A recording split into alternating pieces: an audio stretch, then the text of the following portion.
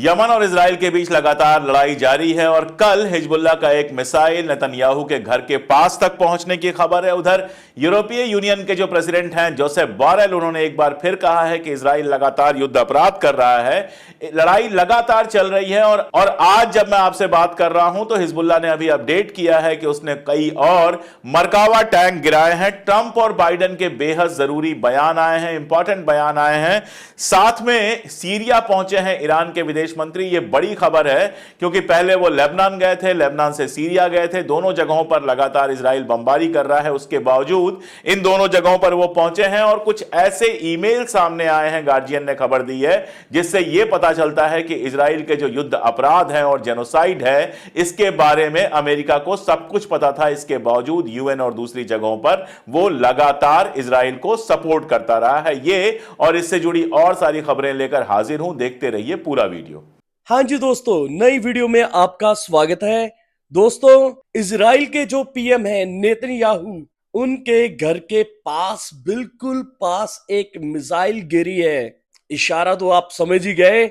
इस्लामी मुल्क अब फलस्तीन के ऊपर और ज्यादा जुल्म नहीं होने देगा। हाल ही में इजराइल का काफी भारी नुकसान हुआ था लेबनान में, और होना भी चाहिए। इजराइल कौन से अच्छे काम कर रहा है।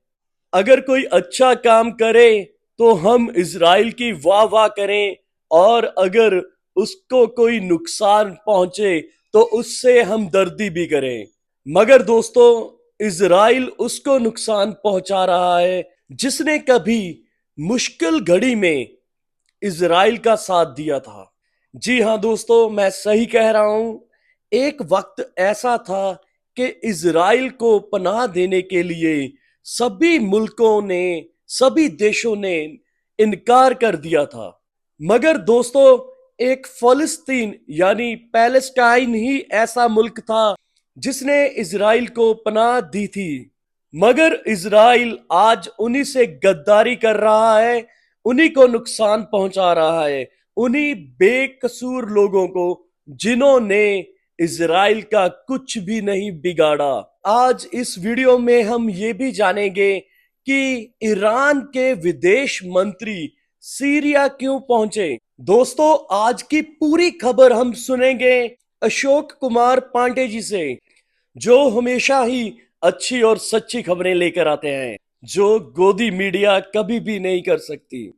दोस्तों, अशोक कुमार पांडे जी कभी किसी न्यूज चैनल में काम किया करते थे, मगर इन्हें झूठ बोलना गवारा नहीं था, इसलिए इन्होंने उस नौकरी को छोड़ दिया और आज अकेले ही यूट्यूब पर अपना चैनल संभाले हुए हैं और ऐसी ऐसी खबरें हमारे लिए लेकर आते रहते हैं। तो आइए सुनते हैं अशोक कुमार पांडे जी को, क्या है पूरी खबर। नमस्कार, मैं अशोक कुमार पांडे और स्वागत है आपका टीसीएच पर। हाजिर हूं इजराइल, फलस्तीन, लेबनान, मिडिल ईस्ट और इसके बहाने सारी दुनिया की खबरें लेकर। कल एक मजेदार खबर, मजेदार तो क्या कहिएगा, लेकिन हाँ, एक ऐसी खबर आई थी जो खबर मेरी उस बात की पुष्टि करती है, मेरी उस बात को सही साबित करती है जो मैं पहले दिन से कह रहा हूं कि जमीनी लड़ाई में हिजबुल्लाह का मुकाबला करना इजराइल के लिए बेहद मुश्किल काम है। और यह मैं कह रहा हूं 2006 के एक्सपीरियंस से, जब वहां पर इजराइल को काफी नुकसान हुआ था, और अभी जो कुछ हो रहा है वो तो आप देख ही रहे हैं। असल में इजराइल के एक कमांडर, आर्मी कमांडर का बयान आया है जिसमें उसने कहा है कि हिजबुल्लाह हमारे लिए उस भंवर की तरह है, वोटेक्स वर्ड यूज किया है, उस भंवर की तरह है जिसमें हम लगातार फंसते जा रहे हैं। असल में हुआ क्या है कि जब से यह लड़ाई शुरू हुई है तब से हेलीकॉप्टर्स जा रहे हैं, बेरूत के अंदर लोगों को मार रहे हैं, मकान गिरा रहे हैं, आम जो शहरी हैं उनको मार रहे हैं। ये तो आप सब लोग जानते हैं और यही वो चीजें हैं जिनको हमारा जो लोकल मीडिया है, गोदी मीडिया है, हालांकि वहां भी अब खबरें बदलने लगी हैं, लेकिन गोदी मीडिया खास तौर पे इसी चीज को दिखा रहा है कि कैसे इजराइल जाकर बेरूत के अंदर हेलीकॉप्टर से लोगों को मार रहा है। यही हमारे यहां मेन खबर बन रही है और इसी के आधार पर हमारे जो इंडिया में इजराइल के सपोर्टर्स नए नए पैदा हुए हैं। आपको एक मजेदार बात बताऊं, एक ट्विटर हैंडल है जो एकदम अपने आप को इजरायली की तरह दिखाता है, हमेशा यह दिखाता है कि वो इजरायली है। जब उसकी जांच हुई तो पता चला कि वो लखनऊ के पास किसी गांव का है, इजराइल से उसका कोई लेना देना नहीं है। अब इस तरह के लोग दुनिया में हिंदुस्तान की कितनी बेइज्जती करा रहे हैं वो एक अलग बात है, लेकिन ये सारा कुछ यहां पर चल रहा है। यह भी हो सकता है कि उनकी जो आईटी सेल की पेमेंट है वो इजराइल से सीधी आ रही हो, तो रुपयों की जगह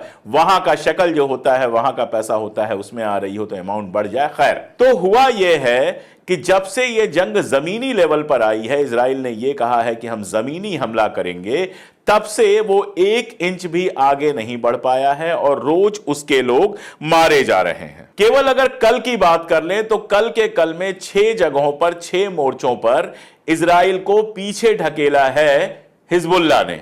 एक तो वो एम्बुश लगा रहा है और एम्बुश में ये लोग फंस रहे हैं और उसमें काफी लोग मारे जा रहे हैं। खबरें बाहर कम आती हैं, इजराइल के लोगों के मारे जाने की खबरें बाहर कम आती हैं। इसका एक एग्जांपल आपको दे देता हूं।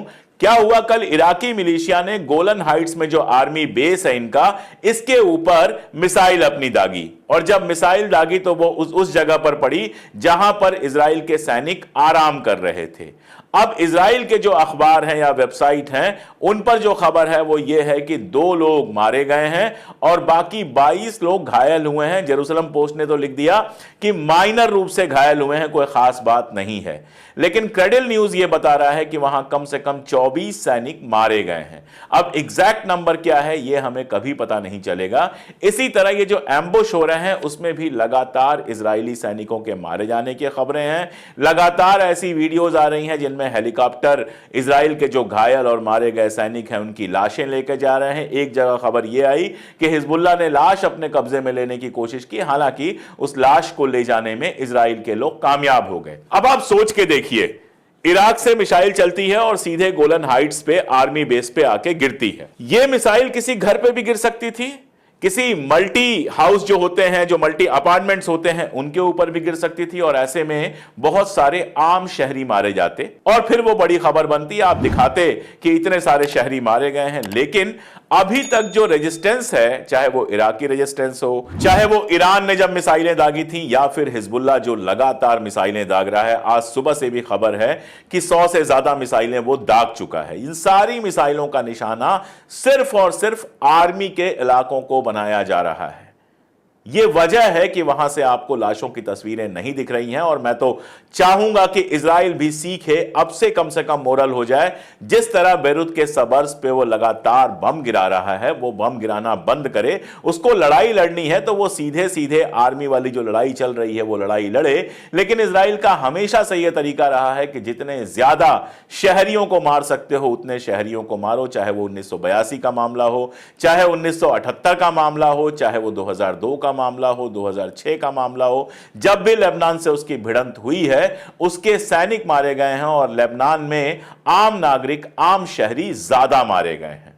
अब ये जो तरीका है आप समझ सकते हैं कि यह तरीका कैसा है। कुछ दिन पहले ब्लिंकन ने भी कहा था कि यह मुमकिन है कि इजराइल ने कुछ ऐसी चीजें की हों जो वार एथिक्स के खिलाफ हों, जो जंग के जो नियम बनाए गए हैं, यूएन ने नियम बनाया है, उसके खिलाफ हों। और इस तरह से आप समझ सकते हैं कि वो कहना यह चाह रहा था कि इजराइल ने जेनोसाइड किया हुआ हो। ऐसा हो सकता है, आईसीजे भी कह चुका है, बाकी सारी जगहों से भी कहा जा चुका है। लेकिन ये जो तरीका इजराइल ने अपनाया है, अमेरिका को इससे दिक्कत नहीं होती। यह अपने आप में सोचने की बात है कि अमेरिका हिंदुस्तान और दूसरे मुल्कों को तो ह्यूमन राइट सिखाता है, लेकिन इजराइल के मामले में ह्यूमन राइट्स की जो उसकी क्लासेस हैं वो क्लासेस एकदम खत्म हो जाती हैं।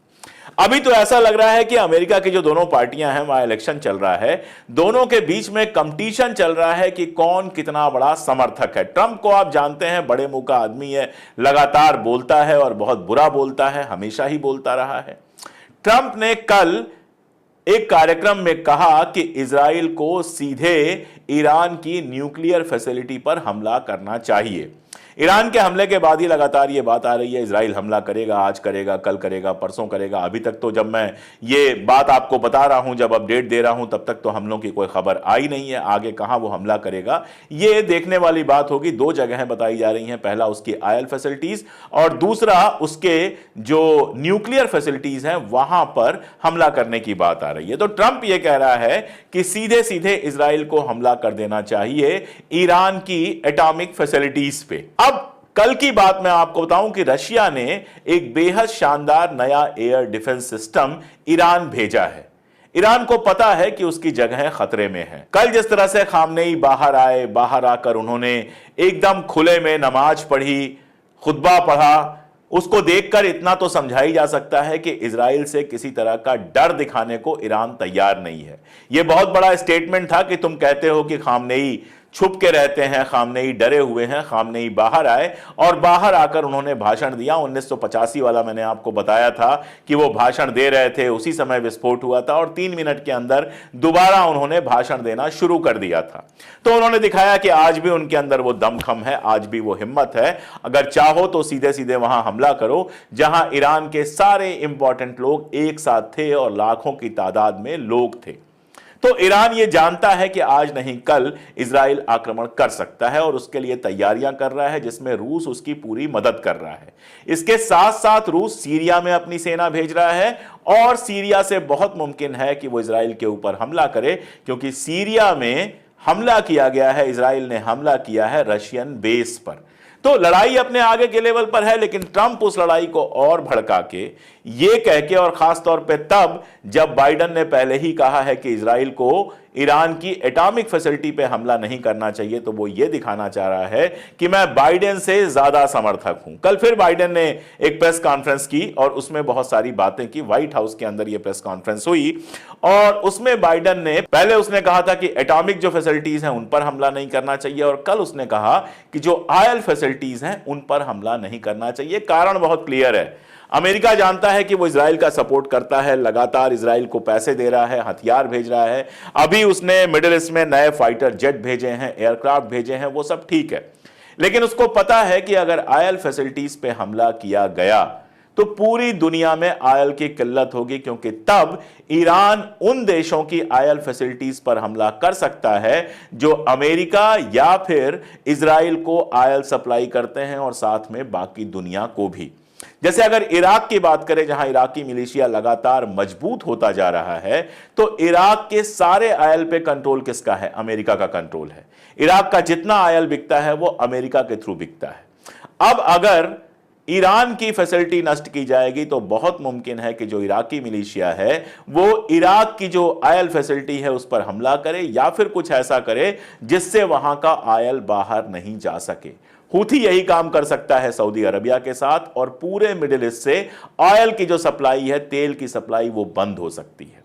और अगर बंद नहीं भी हुई, मान लीजिए 50% 70% भी कम हो गई, तो दुनिया में जाड़े आने वाले हैं, तेल की किल्लत बहुत ज्यादा होगी और इस किल्लत को बर्दाश्त कर पाना दुनिया के लिए मुमकिन नहीं होगा। कीमतें इतनी बढ़ जाएंगी कि जैसे आपने श्रीलंका में देखा था कि कारें खड़ी थी क्योंकि पेट्रोल नहीं था, वैसे सारी दुनिया में सिर्फ कारें ही नहीं और भी बहुत कुछ हवाई जहाज से लेकर जाने क्या क्या चलना मुश्किल हो जाएगा अगर मिडिल ईस्ट से तेल आना बंद हो गया। इसीलिए बाइडेन इस बात को समझ रहा है। जब बाइडेन से कुछ कहा गया तो उसने कहा कि जितना मैंने नेतन्याहू के लिए किया है आज तक किसी ने नहीं किया है।